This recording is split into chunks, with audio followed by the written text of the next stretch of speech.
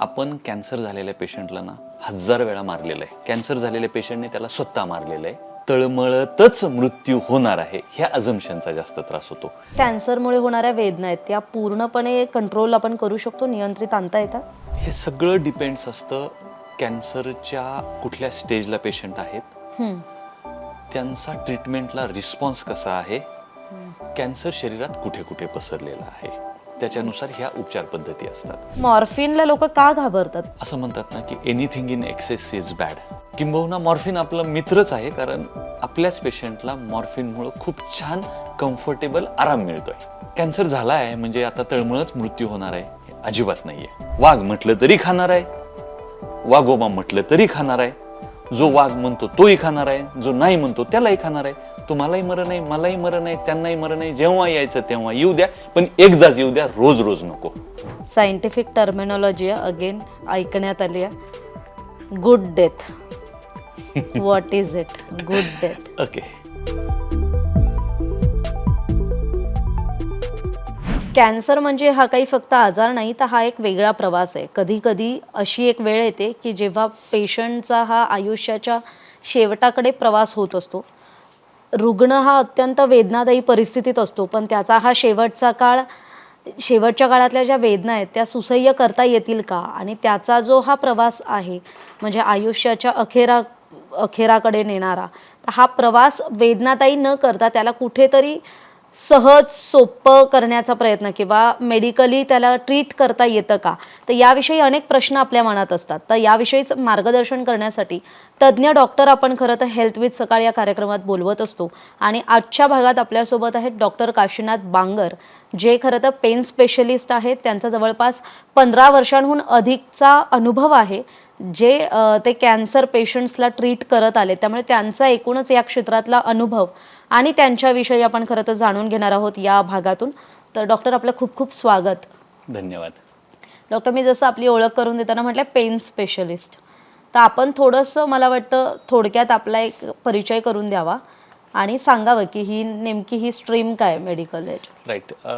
गरज शोधाची जननी असते. So basically pen management specialist म्हणजे आम्ही MBBS नंतर मोस्टली ॲनेस्थेशिया केलेले आणि त्याच्यानंतर पेनच्या फेलोशिप केलेल्या असतात. आत्ता गव्हर्नमेंटमध्ये त्याचे 2-3 वर्षाचे कोर्सेस पण आलेले आहेत, ज्याला आपण DM म्हणतो. सो फक्त क्रोनिक वेदना आणि कॅन्सर पेनमध्ये स्पेशलाइज ट्रीटमेंट किंवा द्यायची आणि त्याच्या पद्धती, त्याच्या उपचार पद्धती, त्यातल्या अत्याधुनिक आलेल्या काही वेगवेगळ्या गोष्टी, त्यांचं लर्निंग करून त्या पेशंट्सवर करून पेशंट्सना आरामदायी करण्याची पद्धत म्हणजे पेन मॅनेजमेंट स्पेशलिस्ट करतात. ओके. आणि मग रुग्णांनी आपल्याकडे कधी यायचं? ओके.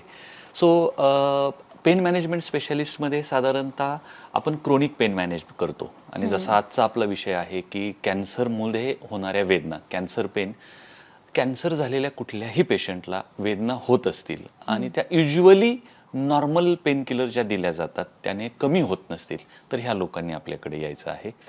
त्याचबरोबर इतर कुठल्याही म्हणजे सांध्याच्या, नसाच्या किंवा स्पाईनच्या वेदना असतील, ज्यांनी नॉर्मल पेन किलरने कमी होत नाहीयेत किंवा ऑपरेशन करायची गरज नाहीये, अशा लोकांनी पेन मॅनेजमेंट स्पेशलिस्टकडे यावं. कारण अजून आता खूप आधुनिक पद्धती आल्यात की क्रोनिक पेनवर ह्या उपचार पद्धतीने ट्रीटमेंट करता येतो.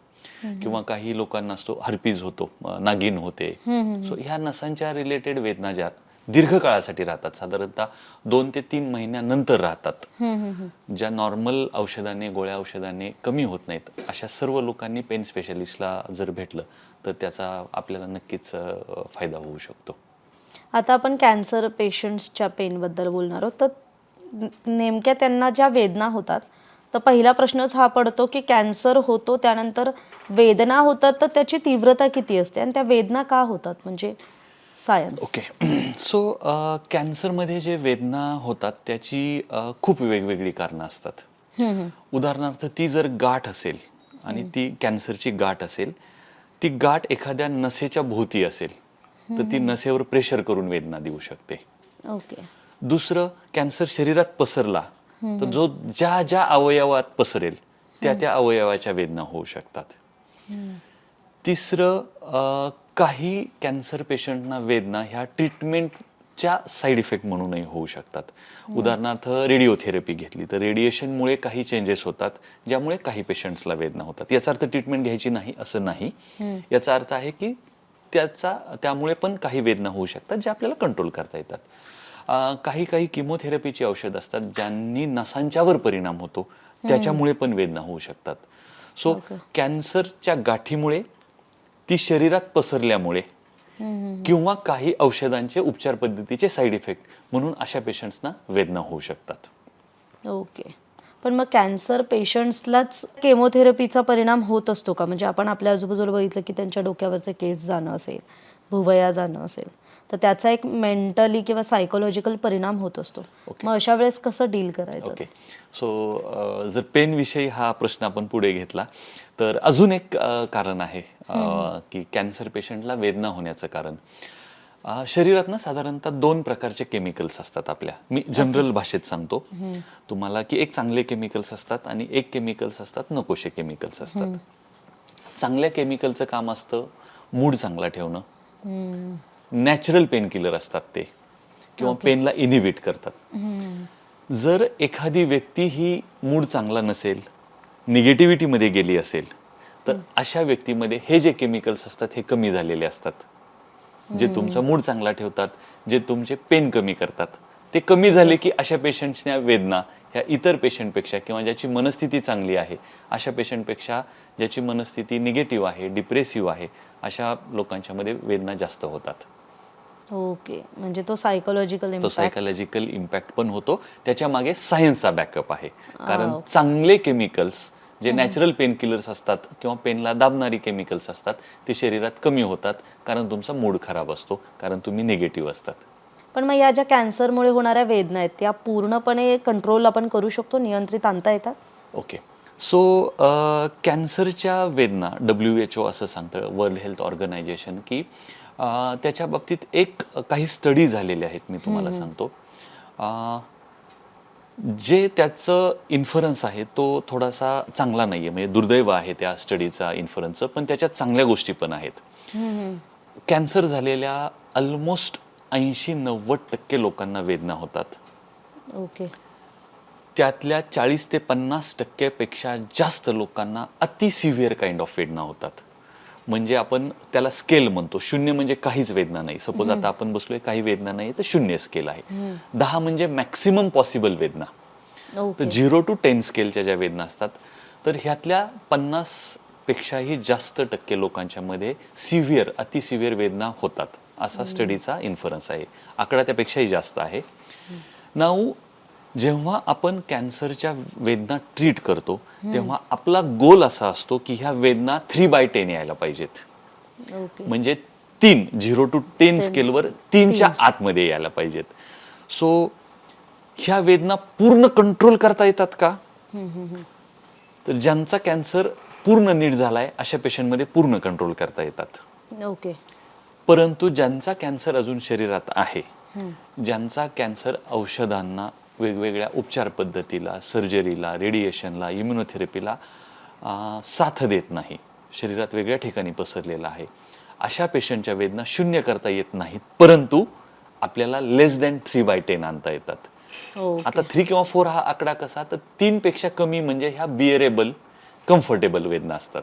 म्हणजे दुसऱ्या भाषेत एखादे 60-70 वर्षाचे गृहस्थ आहेत, थोडासा गुडघा दुखतंय, दॅट इज ओके.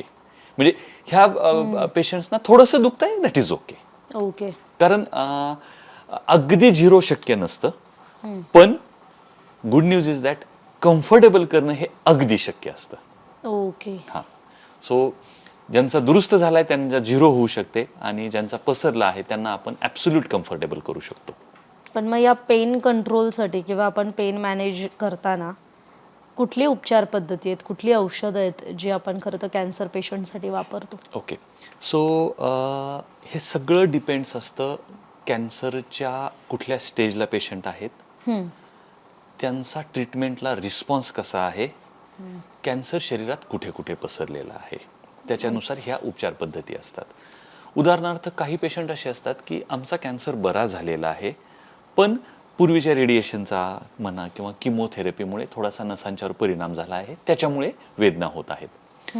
अशा पेशंटला साध्या सिंपल नसांना ताकद देणाऱ्या किंवा नसांची सेन्सिटिव्हिटी कमी करणारी औषधं जर वापरली पुढचे काही आठवडे ते महिने, तरी यांच्या वेदना कमी होऊन जातात. ओके. नाऊ काही पेशंटचं असं असतं की आजार पसरलेला आहे.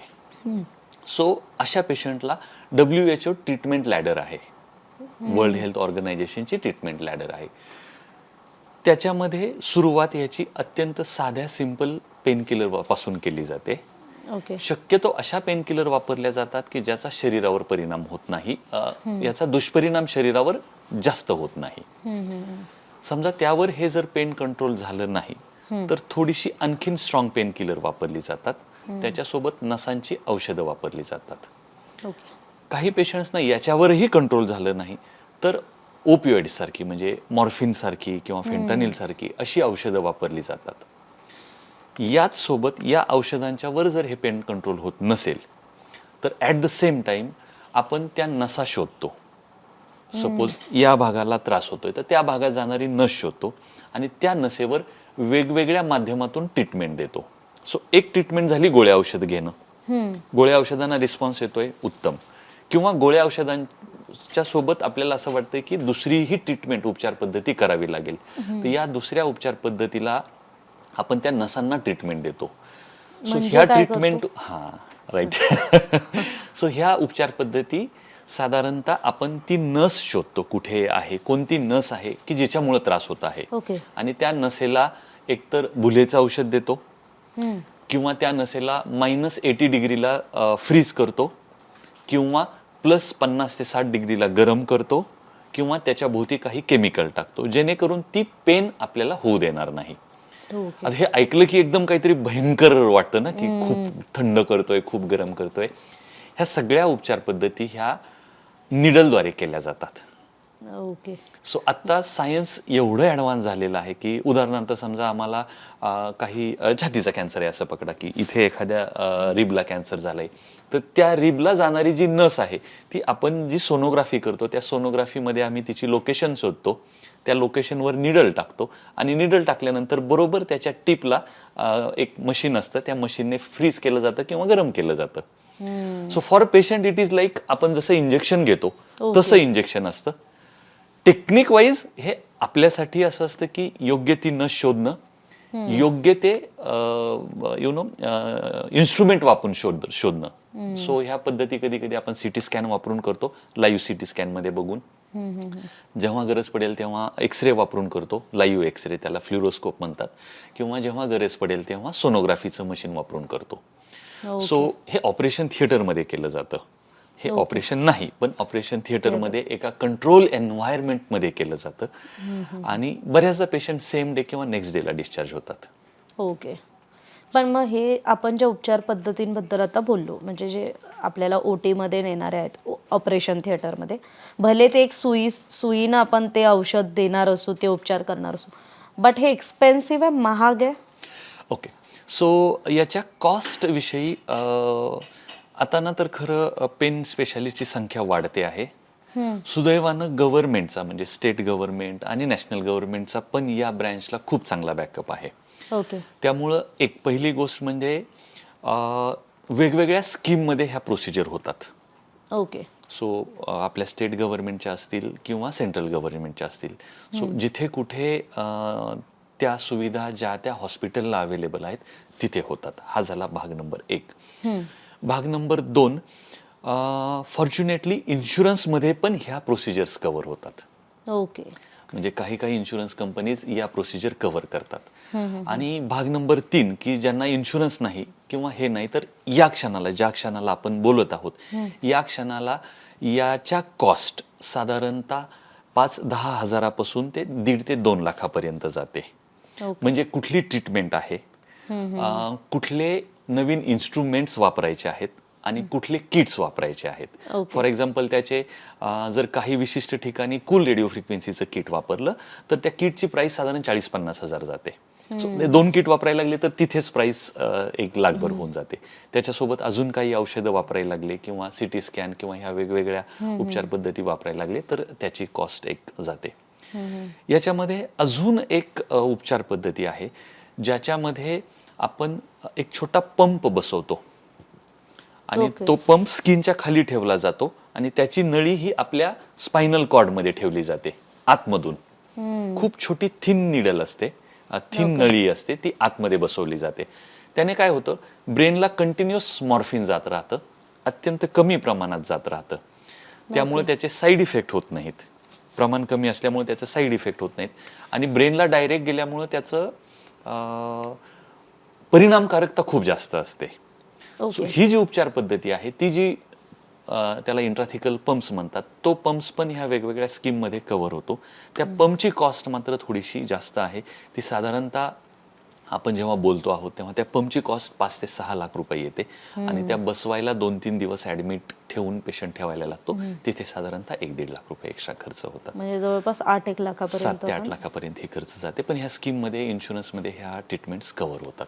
बऱ्याचदा असं होतं की कॅन्सर झाला की आपण घाबरून जातो आणि मग कॅन्सरची नंतरची उपचार पद्धती असते, मग त्या केमोथेरपी वगैरे सगळ्यातून जात असतो आणि मग त्याला होणाऱ्या असह्य वेदना असतात, ज्या खरं तर त्या पेशंटसोबत त्या फॅमिली पण त्या एक मेंटल ट्रॉमामध्ये असते. त्यामुळे तुमच्यासारखा डॉक्टर म्हणजे पेन स्पेशलिस्ट त्यावरती आहे हे बऱ्यापैकी आज अनेक प्रेक्षकांना आपल्या कळत असेल. आपण आता बोलताना उल्लेख झाला त्या मॉर्फिन औषधाबद्दल किंवा अनेक स्ट्रॉंग पेन किलर्स आहेत ज्याबद्दल आपण बोललात. पण ह्या पेन किलर्सला किंवा स्पेसिफिकली मॉर्फिनबद्दल म्हणजे मी पण मला कॅन्सरबद्दल काही असं माहिती नाही आहे जास्त, फक्त घरात रिसेंटली एक दुर्घटना घडली त्यामुळे एक त्याची ओळख झाली, कारण आपण अनेकदा बातम्यांमध्ये वगैरेच आम्ही वाचत असतो. तर या मॉर्फिनला लोक का घाबरतात, म्हणजे काय वाटतं तुम्हाला, ते घाबरण्यास योग्य औषध आहे की काय?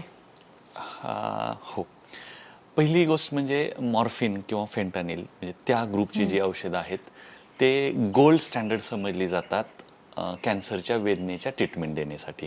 कारण ती या क्षणाची one of the strongest medicines available असं समजलं जातं, Okay. जे पेन किलर आहे. त्याला घाबरावं का? तर 2-3 अँगलने या प्रश्नाचं उत्तर देतो मी तुम्हाला. ओके. की मॉर्फिन चालू केलंय तर आमच्या पेशंटचा शेवटच आलाय का, हो. असा बऱ्याच जणांना एक गैरसमज असतो. तो समज नसतो, तो गैरसमज असतो. तर या पद्धतीत अजिबात घाबरायची गरज नाहीये. कारण कसं असतं की या सर्व प्रवासादरम्यान जेव्हा कॅन्सर झालाय त्यानंतर 2 मार्ग असतात. एकतर पेशंट ठीक होणारा असतो किंवा नसतो. ओके. तो असं समजायचं नाही की कॅन्सर झालाय की ठीकच होणार नाहीये, हे समजायची गरज नाहीये. तर ठीक होणारे पण कॅन्सर आहेत, खूप चांगली औषधं आहेत. सो या प्रवासादरम्यान होतं काय की अप्स अँड डाऊन्स येत राहतात. ओके. वेदनेच्या बाबतीत मी बोलतो, कारण त्याला बरीच कारणं आहेत जशी आपण पाहिली. जेव्हा खूप जास्त स्ट्रॉंग अप्स येतात पेनमध्ये तेव्हा आपण मॉर्फिन सारखी काही औषधं ही चालू करतो, जी नंतर आपल्याला कमी करावायची असतात. ओके. तर त्या केसमध्ये मॉर्फिन चालू केलंय म्हणजे आमचा शेवटच आलाय का? नाही. ती त्या काळासाठी पेशंटला कम्फर्टेबल करण्यासाठी दिलेली औषधं असतात. ओके. आता दुसरा प्रवास की कॅन्सर झालेला आहे, शरीरात पसरलेला आहे, कॅन्सर कमी होण्याची शक्यता नाही आहे. अशा वेळी मॉर्फिन दिलं जातं आणि त्यावेळी पेशंट घाबरतात, कारण काही साईड इफेक्ट असतात मॉर्फिनचे. एक म्हणजे झोप येणं, दुसरं म्हणजे अति जास्त घेतलं तर श्वास थांबणं, तिसरं म्हणजे मॉर्फिनला खूप स्ट्रॉंग ॲडिक्टिव्ह पोटेन्शियल आहे, ॲडिक्शन पोटेन्शियल खूप आहे. पण हे जेव्हा प्लेजरसाठी वापरलं जातं तेव्हा. पण जेव्हा करेक्ट गोष्टीसाठी म्हणजे कॅन्सरच्या वेदनेसाठी वापरलं जातं तेव्हा त्याला ॲडिक्शन होत नाही. दुसरं, त्याचा झोप येणं हा साईड इफेक्ट आहे. तो बऱ्याच लोकांना असं वाटतं की मॉर्फिन दिले की आमचा पेशंट आता कायमस्वरूपी झोपेतच राहील. नाही, आपण ते अशा पद्धतीत ॲडजस्ट करतो वेदना कमी होतील आणि झोप एक्सेसिव्ह येणार नाही. ओके.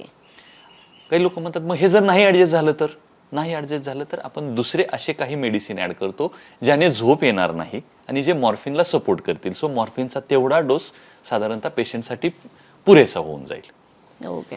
आता मॉर्फिनची तिसरी शक्यता असते. हे मॉर्फिन जर यूज करत असेल तर हे कुठल्याही त्रयस्थ व्यक्तींच्या हातात नाही जाऊ द्यायचं आहे, कारण त्याचं खूप स्ट्रॉंग ॲडिक्शन पोटेन्शियल आहे. किंवा खूप जास्त मॉर्फिन घेतलं तर श्वास थांबून मृत्यू येण्याची पण शक्यता असते. त्यामुळे असं म्हणतात ना की anything in excess is bad. Yes. आणि योग्य त्यावेळी योग्य त्या डोसमध्ये योग्य त्या व्यक्तीला योग्य त्या आजाराला योग्य ते औषध दिलं तर ते योग्य आहे. मॉर्फिनसाठी मला वाटतं ती डेफिनेशन एकदम तंतोतंत बसते. लागू होते. सो घाबरायची गरज नाही. व्यवस्थित डॉक्टरांच्या डॉक्टरांकडून सल्ल्यानुसार. त्याच्या सल्ल्यानुसार, एक तर ते डॉक्टरांच्या सल्ल्याशिवाय मिळणारच नाही, त्याला ट्रिपल प्रिस्क्रिप्शन लागतं. तर डॉक्टरांच्या सल्ल्यानुसार योग्य ते ठेवलं की मॉर्फिनला कुठल्याच पेशंटने घाबरायची गरज नाहीये. म्हणजे ना सायकोलॉजिकली ना बाकीच्या लोकांनी काही घाबरायची गरज नाही. किंबहुना मॉर्फिन आपला मित्रच आहे, कारण आपल्याच पेशंटला मॉर्फिनमुळं खूप छान कम्फर्टेबल आराम मिळतोय. असं आहे मॉर्फिन बद्दल, हे असं आहे साधारणतः. म्हणजे मॉर्फिन बद्दलचे गैरसमज, मॉर्फिनचा दुरुपयोग कसा करू नये आणि मॉर्फिनचा योग्य वापर करणं कितपत गरजेचं आहे, या 3 प्रश्नांची उत्तरं डॉक्टरांनी आपल्याला दिलेली आहेत. आता आपण येऊयात की कॅन्सरच्या वेदनांबद्दल. खरं तर आपण डॉक्टरांकडे जाऊन जे उपचार घेऊ ते घेऊच, पण घरच्या घरी काही करता येऊ शकतं का? हो, कॅन्सर झालेल्या व्यक्तींना घरी ट्रीटमेंट देता येऊ शकते का, जर असा साधारणतः असेल तर. माइल्ड पेन असेल तर साधी डॉक्टरांना विचारून क्रोसिनची गोळी, पॅरासिटामॉलची गोळी पण चालते. ओके. ठीक आहे, ती आपण घरच्या घरी घेऊ शकतो.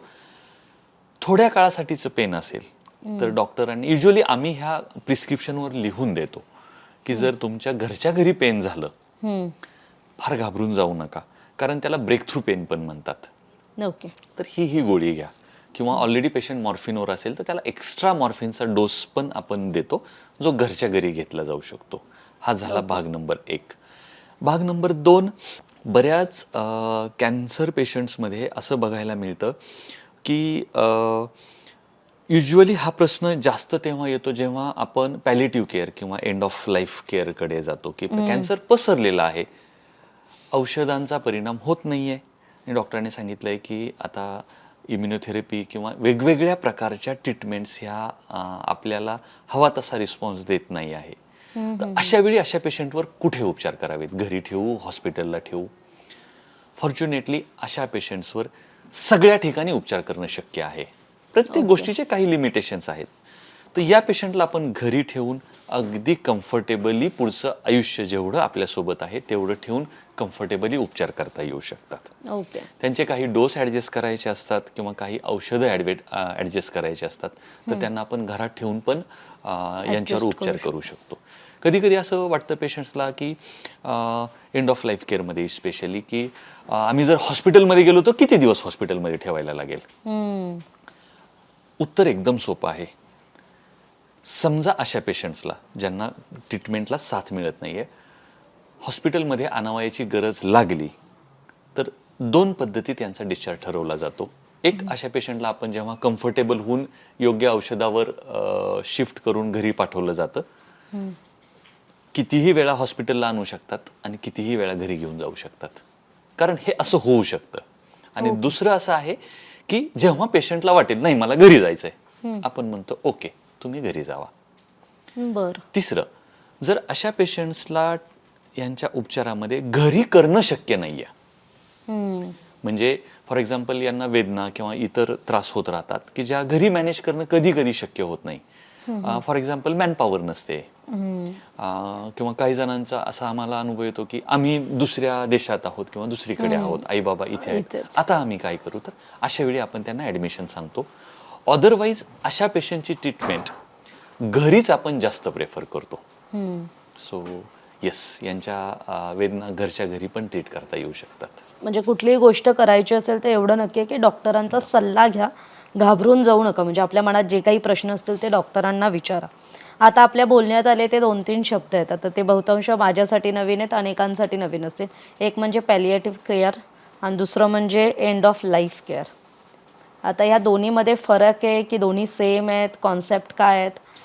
सो युज्युअली जेव्हा आजार एका सर्टन लिमिटच्या पुढे जातो आणि आपलं इंटेन्शन जेव्हा डिसीज क्युअर राहत नाही, ओके, कारण ते शक्य नसतं, त्यावेळी आपण सोडून तर नाही देऊ शकत ना पेशंटला. त्यावेळी जी केअर घेतली जाते त्या केअरला पॅलिएटिव्ह केअरमध्ये असं म्हणतात, ज्याच्यामध्ये वेगवेगळे त्रास असतात. आणि ह्या स्पेशली केअरमध्ये पेशंटला जो त्रास होईल त्या पेशंटच्या त्रासावर आपण ट्रीटमेंट करतो. ओके. उदाहरणार्थ काही पेशंटला वेदना होतात, तर आपण त्या वेगवेगळ्या ज्या उपचार पद्धती आपण पाहिल्या त्या उपचार पद्धती वापरून त्याच्यावर ट्रीटमेंट करतो. काही पेशंट्सला उलटी होते, मळमळ होते, आपण त्यावर उपचार देतो. काही पेशंटला समजा गालाचा कॅन्सर झाला आहे, तिथे जखम झाली आहे किंवा कुठेतरी शरीरावर जखम झालेली आहे, तर त्या जखमेवर ट्रीटमेंट केली जाते. सो बेसिकली पॅलेटिव्ह केअरचं इंटेन्शन हे पेशंटला कम्फर्टेबल करणं असतं, की इथून पुढची जर्नी ही आपली कम्फर्टेबल व्हावा. जो काही त्रास होईल त्या त्रासावर केलेली ट्रीटमेंट म्हणजे पॅलेटिव्ह केअर. ओके. आणि त्याचं इंटेन्शन क्युअर करणं असं नसतं, कारण ते शक्य नसतं. सो पेशंटला कम्फर्टेबल करण्यासाठी ज्या काही सगळ्या गोष्टी कराव्या लागतात त्या पॅलेटिव्ह केअरमध्ये येतात. ओके. आणि end of life care? End of life care आणि पॅलेटिव्ह केअर कधी कधी एकमेकांना अल्टरनेट वापरले जातात, किंवा कधी कधी अगदी शेवटी जेव्हा मेडिकल सायन्सनुसार काही थोडाच काळ राहिलेला असतो त्यावेळी ज्या काही केअर करायच्या असतात, अगेन त्याचा बेसिक मुद्दा सेमच आहे की पेशंटला कम्फर्टेबल करण्यासाठी. ओके. त्या सगळ्या गोष्टी आपल्या एंड ऑफ लाईफ केअरमध्ये येतात. ओके. म्हणजे एखादा पेशंट आहे ज्याच्याकडे लिमिटेड वयोमर्यादा आहे, म्हणजे राहिलेत काही शिल्लक, म्हणजे आपण जे सिनेमांमध्ये बघतो की एवढाच काळ आपल्या सोबत हे असणार आहेत, तर त्या काळातली जी केअर आहे ती म्हणजे एंड ऑफ लाईफ केअर. आपण आता जसं सांगितलं तसं की म्हणजे रुग्णाचा शेवटचा काळ असतो. कधी कधी आपण आपल्या आजूबाजूला पण ऐकत असतो की याला आता कॅन्सर झालाय आणि त्याच्यात जर डॉक्टरांनी याला मॉर्फिन देत असतील तर म्हणजे आता हा थोडासा याचं मरण जरा कठीण दिसतंय, किंवा हा जरा काय म्हणतात ना, आता गावाकडच्या भाषेत सांगायचं झालं तर तरफडत जातोय की काय, असं बोललं जातं. पण ही स्थिती आपण बदलू शकतो का, म्हणजे ह्या पॅलिएटिव्ह केअरमध्ये किंवा एंड ऑफ लाईफ केअरमध्ये? सो कॅन्सरच्या वेदनेविषयी जो एक फॅक्ट आहे, आणि तीच फॅक्ट म्हणजे तो गैरसमज पण आहे. कॅन्सरच्या वेदनेची फॅक्ट अशी आहे की 50 ते 60% पेक्षा जास्त लोकांना, आपण सुरुवातच त्याच्यापासून केली, अतिशय तीव्र वेदना होऊ शकतात. ओके. इम्पॉर्टंट आहे, होऊ शकतात, शकतात. होतातच असं नाही.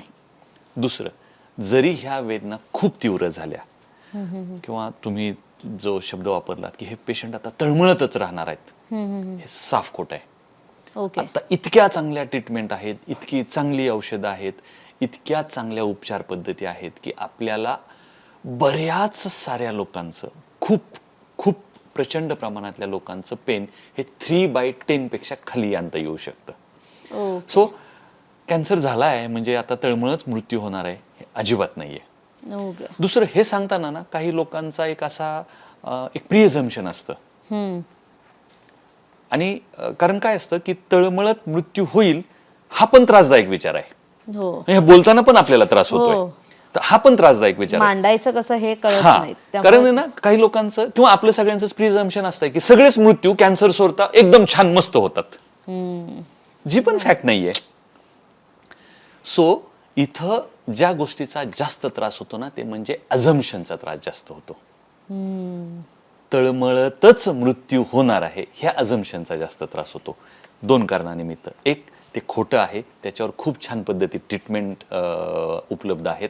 आणि दुसरं, ते अझम्पशन हे बरोबरच असेल याची काहीच शक्यता नाही आहे. आता मला याच्यात 2 प्रश्न पडलेत. एक म्हणजे आपण जे म्हटलो की कॅन्सर, प्रत्येक कॅन्सर पेशंटला ना एका टप्प्यावर येऊन ना मरणाची भीती वाटते, मृत्यूची भीती नक्की वाटते, कारण तो आजारच ती टर्मिनॉलॉजीच इतकी स्कॅरी आहे की कॅन्सर म्हटलं की पहिले सगळं घर पण हादरतं.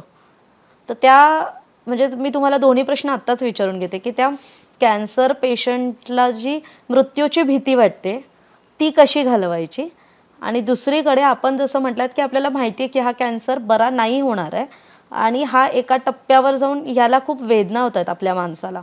मग अशा वेळेस जेव्हा पॅसिव्ह इथुनेशिया, म्हणजे ही एक टर्मिनॉलॉजी ज्याला मराठीत निष्क्रिय इच्छामरण म्हणतात. आता ज्याविषयीची केस आपण बातम्यांमध्ये पाहिली असेल की नुकताच सर्वोच्च न्यायालयानं ऐतिहासिक निकाल दिलाय, तर याविषयी काय करता येतं? म्हणजे भारतात आता तरी त्याला पहिला निकाल आलाय, पण याकडे तुम्ही डॉक्टर म्हणून कसं बघता?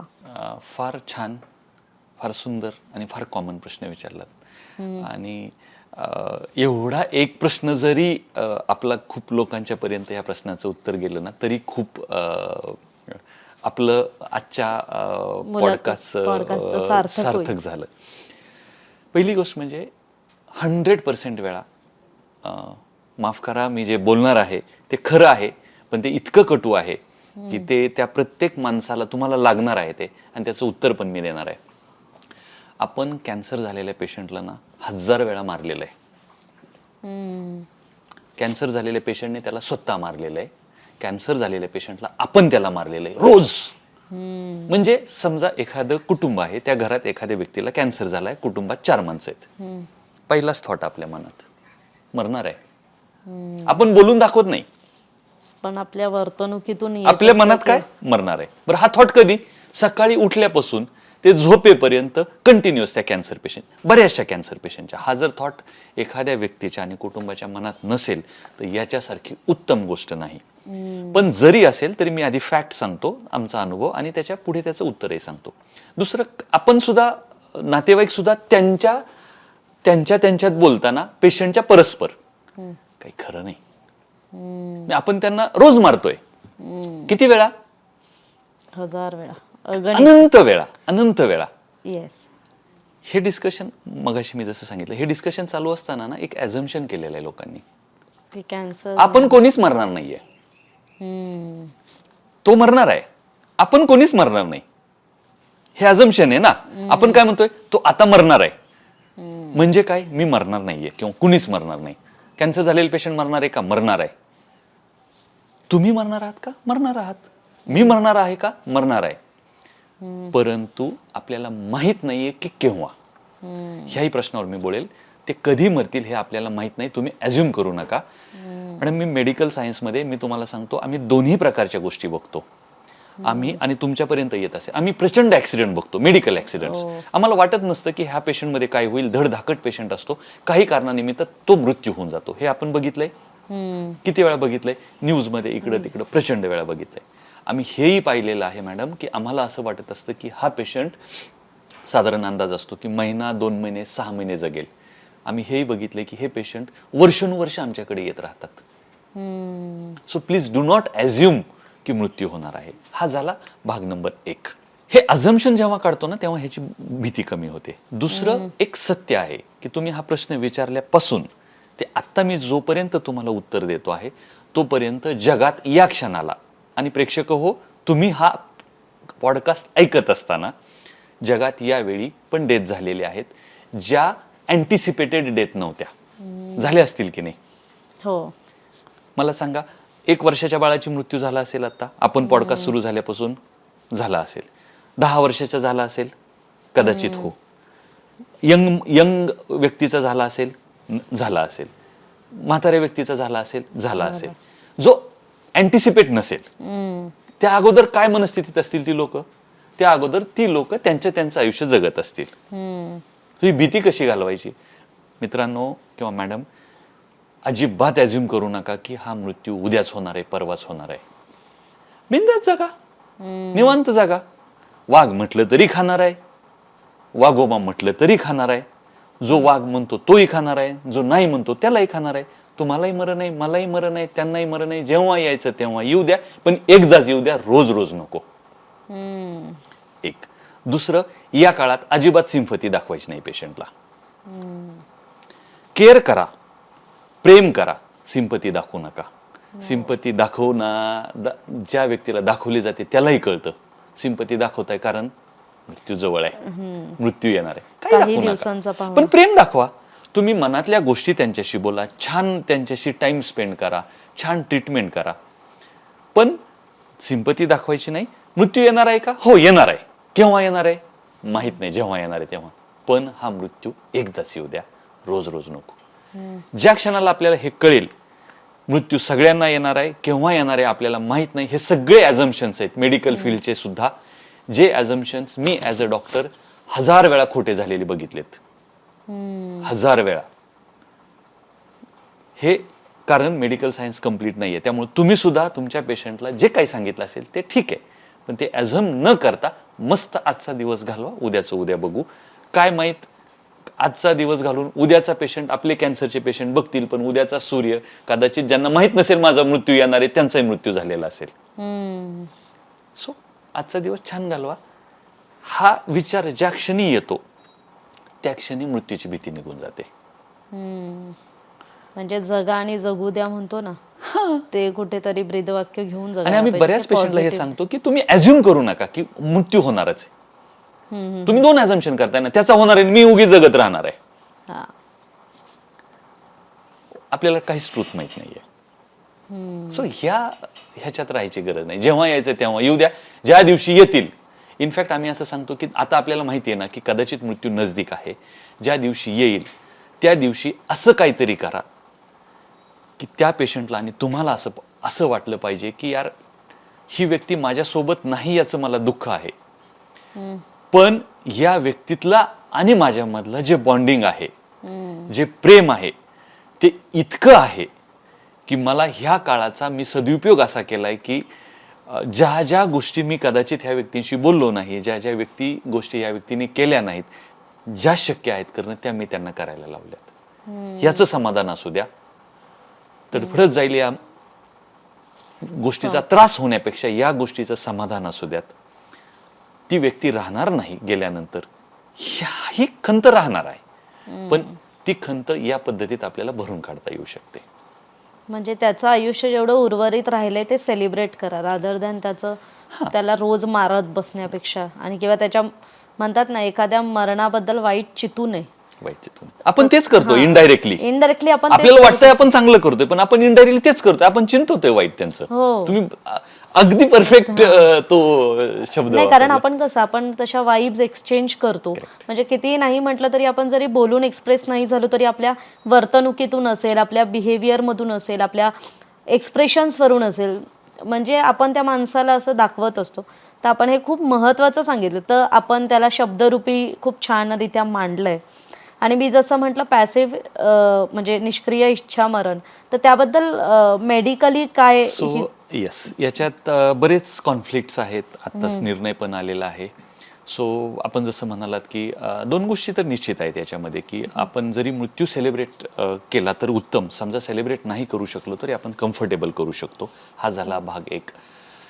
काही पेशंट्सना जेव्हा आम्ही पाहतो आणि जेव्हा असं लक्षात येतं की त्या व्यक्तीचा जेव्हा मृत्यू आपल्याला माहीत असतं की आता काही होण्याची शक्यता नाही आहे, आणि अशा वेळी तो त्रास त्या एकाच व्यक्तीला नसतो, तो त्रास त्या सगळ्या कुटुंबाला असतो. तो त्रास तेवढ्याच वेळेपुरता मर्यादित नसतो. उदाहरणार्थ, एक कुटुंब आहे 5 लोकांचं. एका व्यक्तीला कॅन्सर झालाय आणि ती व्यक्तीचा मृत्यू झाला, पण शेवटचा काळ हा वेदनादायी गेला. चुकून असं झालं. शेवटचा मृत्यूपर्यंतचा काळ हा वेदनादायी गेला, तीव्र वेदनामध्ये गेला. असं तर होत नाही, होऊ पण नाही, पण अशा काही घटना आहेत. अशा वेळी हे जी लोक राहिलेली आहेत मागे, यांच्या आयुष्यभर एकच मेमरी राहते, म्हणजे मृत्यू फार त्रासदायक झाला. आणि हा विचार या व्यक्तींना पण यांच्या पूर्ण आयुष्यभर त्रास देत राहतो. माझी आई खूप वेदनेत गेली, माझा भाऊ खूप वेदनेत गेला, हा त्रास मला माझ्या शेवटपर्यंत टिकतो. सो योग्य, अगेन पूर्वीच आपण जे बोललो, ती योग्य वेळी असेल, सगळ्या मेडिकलच्या पॅरामीटरवर बसत असेल, तर मेडिकली आणि लिगली बसत असेल, तर अशा पेशंटला कम्फर्टेबल डेथ मिळाली तरी चालू शकेल. हे माझं वैयक्तिक मत आहे, पण याच्यामध्ये अजूनही बऱ्याच मेडिकल आणि बऱ्याच लिगल गोष्टी अपेक्षित आहेत. कारण प्रत्येक गोष्ट बरोबर आहे, जेव्हा त्याचा उपयोग होतो तेव्हा त्याचा दुरुपयोग पण केला जाऊ शकतो. पण त्याचा हा पण पार्ट आहे की याला पोस्ट ट्रॉमॅटिक स्ट्रेस डिसऑर्डर म्हणतात, की आपली जवळची व्यक्ती ना आनंदात नाही, कमीत कमी कम्फर्टेबल तरी जाऊ द्यात, त्यांनाही कम्फर्टेबल जाऊ द्यात, आणि राहणाऱ्या व्यक्तींना त्यांच्या आयुष्यभर ॲटलिस्ट हे वाटू द्यात की यार ही गेली बरं का, पण ना कम्फर्टेबल गेली बरं का. आपण आता खरं तर खूप मृत्यूविषयी बोललोय. आणि त्याच्यातले आपण आता निष्क्रिय इच्छा मरणावर बोललोय, पण आणखी एक सायंटिफिक टर्मिनॉलॉजी आहे, अगेन ऐकण्यात आली आहे, good death. What is it good death? Okay, आम्ही असं सांगतो की काही मृत्यू हे चांगले असू शकतात. चांगले असू शकतात म्हणजे काय माहितीये का, ती व्यक्ती सोबत नाही याची खंत राहू शकते, पण त्या व्यक्तीसाठी, पर्सनली त्या व्यक्तीसाठी काही मृत्यू हे चांगले असू शकतात. उदाहरणार्थ, एखाद्या व्यक्तीचा सगळं काही झालंय, समाधानाने आयुष्य चाललंय आणि झोपेत मृत्यू झाला. त्या व्यक्तीच्या ठिकाणी बसून बघा, मी झोपलो आणि मला माहीतच नाही काय झालं. बरोबर आहे. सो अशा प्रकारच्या ज्या काही डेथ आहेत, त्यामुळे कधी कधी आपण पॅलिएटिव्ह केअर सिडेशन पण एक कन्सेप्ट आहे की ज्याच्यामध्ये अगदी शेवटी पेशंटला थोडंसं मॉर्फिन किंवा तत्सम औषधं वापरून इतकं नाही वापरत की मृत्यू होईल, पण या प्रमाणात वापरतो की पेशंट थोडेसे झोपेत राहतील. त्यामुळे पेशंटलाही त्रास होणार नाही, नातेवाईकांनाही त्रास होणार नाही, कारण पेशंटना त्रास होत नाहीये. सो हे असं डबल एज सोड आहे, पण त्याच्यावर बॅलन्स जर करता आलं तर ती एक खूप चांगली गोष्ट होऊ शकेल. मग पेन फ्री डेथ म्हणतात तेही यालाच का? नियरली याच गोष्टींना आपण म्हणू शकतो. हे सगळे एकमेकांच्यात इंटरमिंगल झालेले शब्द आहेत की पॅसिव्ह इथेन्सिया, पेन फ्री डेथ, आणि त्याच्या खूप थिन बाउंड्रीज आहेत. ओके. डूज आणि डोंट्स मध्ये काही ग्रे झोन्स पण आहेत. सो हे सगळं करताना ह्या प्रत्येक गोष्टीची आपल्याला काळजीपूर्वक करायला लागतं की जिथे आपण ऍक्टिव्हली डेथ नाही हे करत, ते अलाउड पण नाही आहे, पण आपण पेशंटला कम्फर्टेबल ठेवायचा मॅक्सिमम प्रयत्न करतो. आणि आता पुन्हा एक असा शेवटचा प्रश्न जो आपल्या प्रेक्षकांसाठी खरं तर खूप महत्त्वाचा आहे, म्हणजे ज्यावर खरं तर मगाशी आपण बोललाय, पण नातेवाईकांची अशी काय चूक होते की जी त्यांना माहीत नसते पण ती त्यांच्याकडून अनावधानाने होत असते कॅन्सर पेशंट बाबत, आणि एक अशी गोष्ट जी त्या कुटुंबाला माहितीच असायला पाहिजे, प्रत्येक म्हणजे ज्यांच्या घरात कॅन्सर पेशंट आहे त्यांना ती गोष्ट माहिती असायला पाहिजे, पण जी खरं तर ज्याबद्दल जास्त बोललं जात नाही, तर त्याविषयी आपण काय सांगा? दोनच गोष्टी माहीत असायला पाहिजेत. एक, ह्यांचाही मृत्यू होणार आहे पण माझाही होणार आहे, कधी होणार आहे माहित नाहीये, हे माहीत असायला पाहिजे की कधी होणार आहे माहित नाहीये. ओके. दोन, एक्स्ट्रा सिम्पथी दाखवायचा प्रयत्न करू नका पेशंटच्या साठी, आणि नातेवाईकांनी जाऊन कसा झाला, कुठे झाला, कुठे ट्रीटमेंट घेतोयस, हे जर तुमचा जॉब नसेल तर प्लीज लिव्ह इट. तुम्ही जा, छान काहीतरी गोष्टी बोला. तुला आठवतं का 10वीत असताना आपण खेळायला गेलो होतो तेव्हा एक मजा झाली होती, काहीतरी छान मेमरीज. तुम्हाला आठवतं का आपण त्या ट्रिपवर गेलो होतो तेव्हा का हे झालं. पेशंटना कळू द्या की मला आजार झालाय म्हणून हे भेटायला आलेत, पण त्या भेटण्यासोबत चांगल्या मेमरीज घेऊन या, नको त्या मेमरीज घेऊन येऊ नका. एक. दुसरे, सगळे येऊन गावभराचे सल्ले देऊ नका. दोनच सल्ले महत्वाचे आहेत. योग्य डॉक्टर निवडा, तुम्हाला जो वाटतो तो डॉक्टर निवडा आणि त्याच्यानुसार ट्रीटमेंट घ्या, अँड दॅट्स इट. ओके. बाकी अगदीच काही वेगळे सल्ले देण्याची आवश्यकता नाही, निगेटिव्हिटी आणण्याची आवश्यकता नाही. छान स्वीट मेमरीज घेऊन या, त्या मेमरीज मध्ये जगा. त्यांना सांगा ना, झालाय म्हणून भेटायला आलोय, पण आपण दुसरं बोलूयात ना, आपण चर्चा वेगळी करूयात ना. आपण सांग, असंही विचारा ना की तू नीट झालास तर सांग आपण कुठं जायचं. आपण दरवर्षी ट्रिपला जातो, आपण तू नीट झाल्यावर ह्या वर्षी कुठं जाऊयात. ऑप्टिमिस्टिक. हा, भले मला 1000 किलोमीटर प्रवास नाही जमणार, आपण रोड ट्रिप करायचो 1000 किलोमीटर, मग एक काम करू, 100 किलोमीटर जाऊन येऊ. तुम्ही तुमचे प्लॅन करा ना, जसे तुम्ही एक्झिक्यूट करत होता तसे. तुम्ही त्या मेमरीज आणा, नको त्या गोष्टी आणू नका. सगळ्यांना माहितीये कॅन्सर झाला, सगळ्यांना माहितीये ट्रीटमेंट चालू आहे, तुम्ही त्याच गोष्टी कसा झाला, काय झाला, काही त्याच्यात जायची गरज नाहीये.